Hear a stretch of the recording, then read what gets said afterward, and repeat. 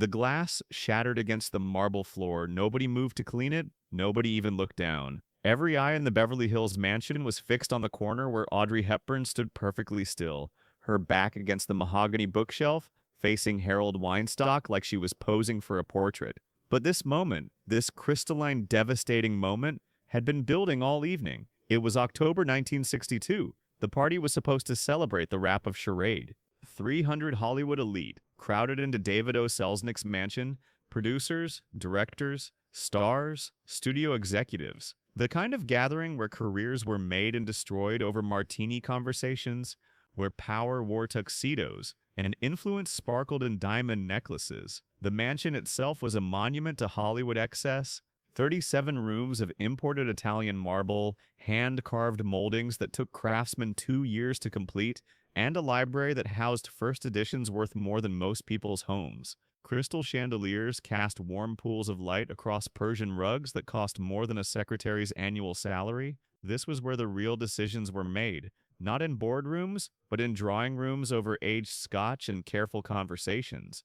Audrey had arrived alone at 8:30, stepping out of her Jaguar in front of the curved marble staircase. Mel was in Rome, working on another picture, another excuse to avoid being seen with his more famous wife. The photographers outside had gone wild. Audrey Hepburn in black Givenchy, simple and perfect, her hair in that flawless chignon that made every other woman in the room feel overdressed. She'd worn the dress deliberately, not the elaborate gown her stylist had suggested, not the attention-grabbing creation that would land her on magazine covers. Something understated, something that whispered rather than shouted, because Audrey understood something that most stars never learned. True power didn't need to announce itself. The first 2 hours had passed like a carefully choreographed dance. She'd navigated the party with practiced grace, moving from group to group with the ease of someone who'd been doing this for a decade, accepting compliments about breakfast at Tiffany's with genuine warmth, discussing her upcoming UNICEF work with passion that made even cynical agents lean forward and listen,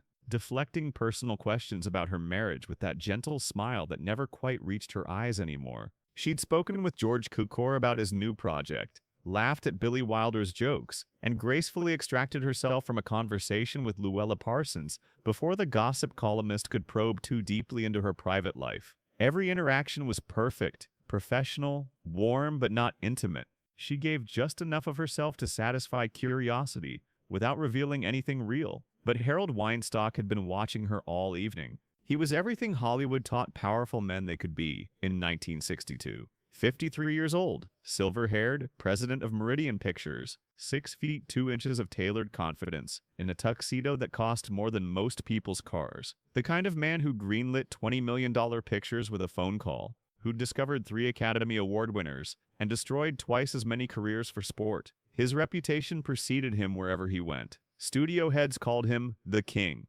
Directors courted his favor for years. Actors changed their entire personas to fit his vision of what would sell. Harold Weinstock didn't just make movies. He made dreams and nightmares, often in the same conversation. And Harold Weinstock wanted Audrey Hepburn, not professionally, though that was part of it. He wanted to own her the way he owned everything else in his world, wanted to add her to his collection of beautiful things that existed for his pleasure. He'd been thinking about it for months, ever since breakfast at Tiffany's had made her the most desirable woman in America. He'd been drinking since 5 o'clock, not drunk enough to stumble or slur his words, but drunk enough to believe his own mythology, drunk enough to think that being Harold Weinstock meant getting whatever Harold Weinstock wanted, and drunk enough to mistake Audrey's professional politeness for interest. She'd felt his eyes following her through the crowd from the moment she arrived, the way predators track prey, calculating distance and opportunity. He'd positioned himself at various conversation circles she joined, always just close enough to interject a comment, to touch her elbow when making a point, to let his hand linger a beat too long when shaking hers. Other women at the party recognized the pattern immediately. Elizabeth Taylor had murmured a warning during a brief conversation by the piano. "Watch yourself around Harold tonight, darling. He's got that look." Grace Kelly, visiting from Monaco, had simply raised an eyebrow and said, "Some men mistake elegance for availability." But they also recognized something else. Audrey wasn't running. She wasn't making excuses to leave early, or positioning herself near protective groups of friends. She wasn't seeking refuge with Frank Sinatra or Dean Martin, both of whom would have gladly served as bodyguards. She was simply present, aware, waiting. At 10:15, she'd politely excused herself from a conversation with William Wyler and moved toward the mansion's famous library. It wasn't escape. Everyone knew where she was going. It was strategy. The library was Selznick's pride and joy, a room designed to impress with its floor-to-ceiling shelves of rare books, its ladder that rolled on brass rails, its reading nooks lit by Tiffany lamps that cost more than most cars. It was also quieter, separated from the main party by thick oak doors that muffled the jazz quartet and champagne laughter, a place where conversations could happen without being overheard, a place where someone could corner you if they wanted to. Harold had followed, just as she knew he would. She'd been examining Selznick's first edition collection when she heard the soft click of the library door closing. She didn't turn around immediately. Instead, she continued reading the spine of a leather-bound Pride and Prejudice, her finger tracing the gold lettering with deliberate slowness. "Magnificent books," Harold said, his voice carrying that particular Hollywood authority that had made lesser people scramble for decades. Audrey didn't turn around. "Mr. Selznick has excellent taste. So do I." The words were loaded with meaning, hanging in the air like smoke. Harold moved closer, close enough that she could smell the expensive scotch and cologne,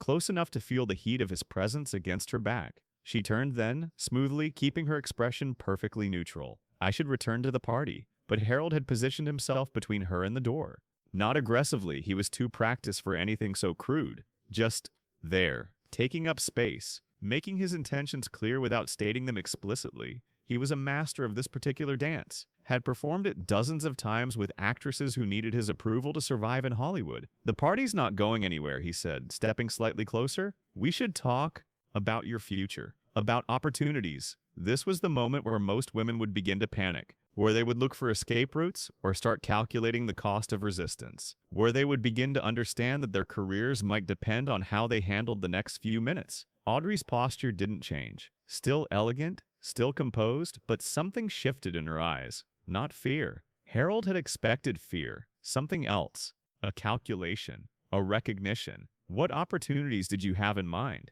Harold smiled the way powerful men smiled when they thought they were winning. He stepped closer. Close enough that she'd have to crane her neck to maintain eye contact if she chose to. Close enough to tower over her 5'7" frame with his bulk. "I'm developing a new picture, leading role, Academy Award material, the kind of part that defines a career." His hand moved to the bookshelf behind her, ostensibly casual but clearly territorial, bracketing her against the leather volumes.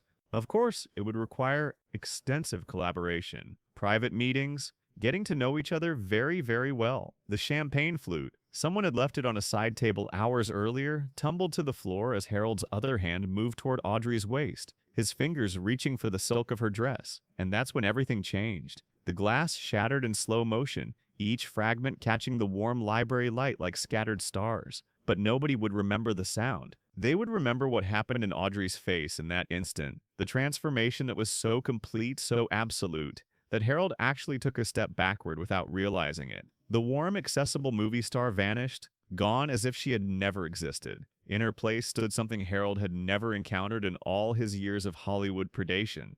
Refined steel wrapped in perfect silk. Audrey didn't flinch, didn't step back, didn't push his hand away, or cry out, or show any of the reactions Harold had come to expect from cornered women.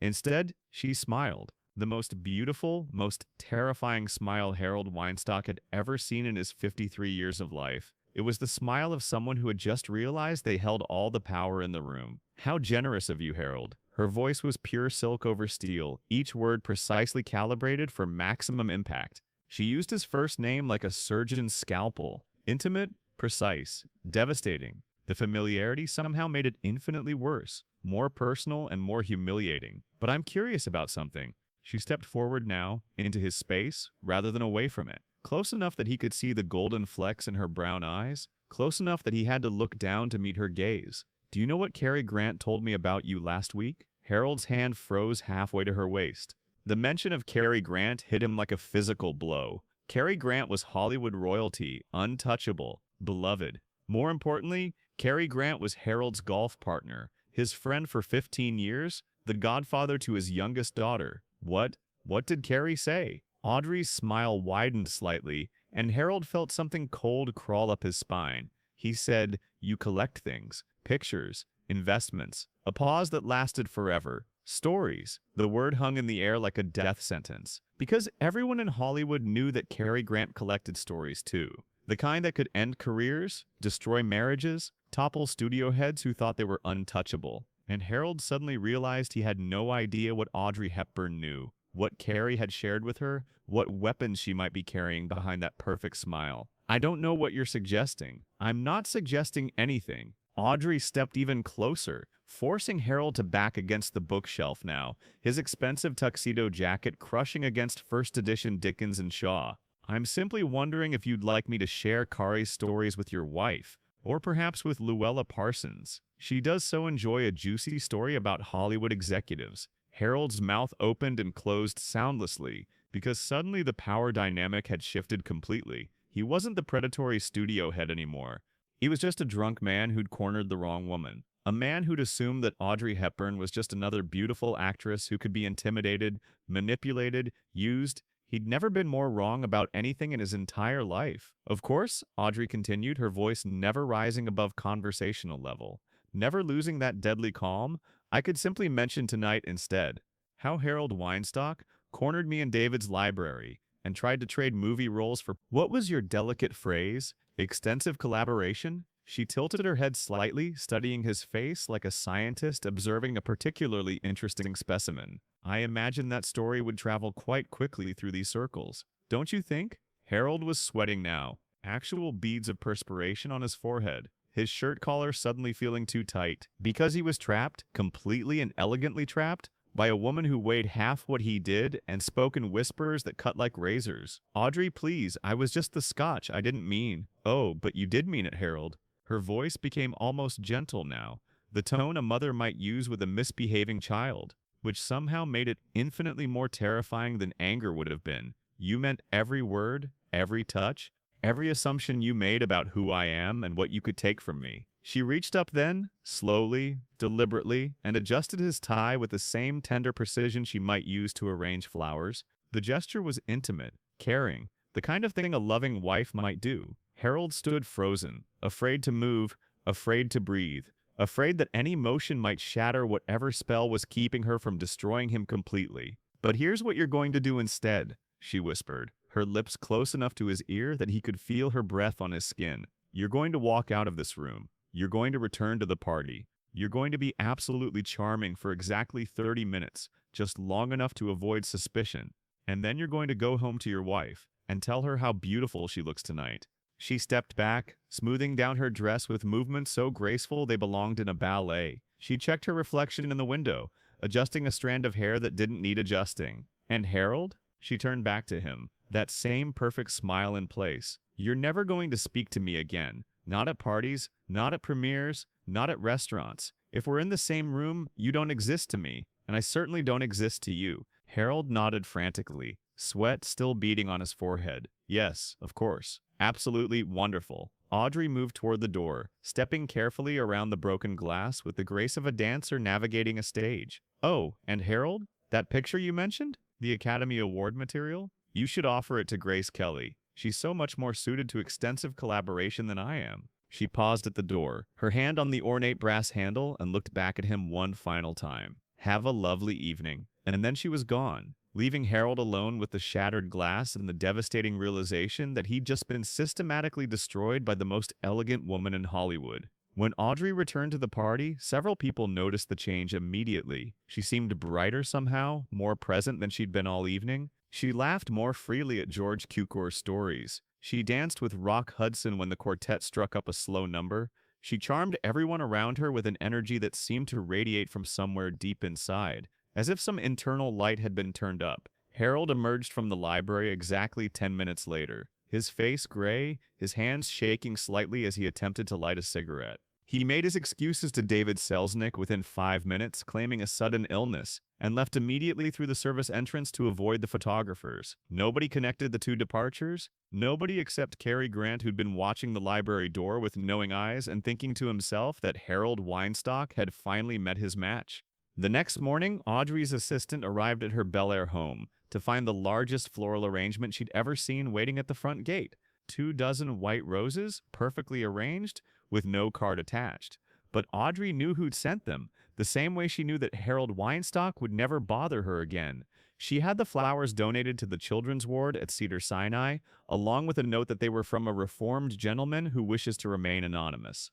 The story never appeared in any gossip column. Harold Weinstock never spoke of it to anyone. But somehow word spread through the hidden networks of Hollywood among the secretaries and assistants and makeup artists who saw everything and forgot nothing. And gradually, Audrey Hepburn's reputation evolved from beautiful actress to something more complex, more powerful. She was grace personified, but she was also steel. And in a town built on the premise that beauty could be owned, bought, or taken, that was revolutionary.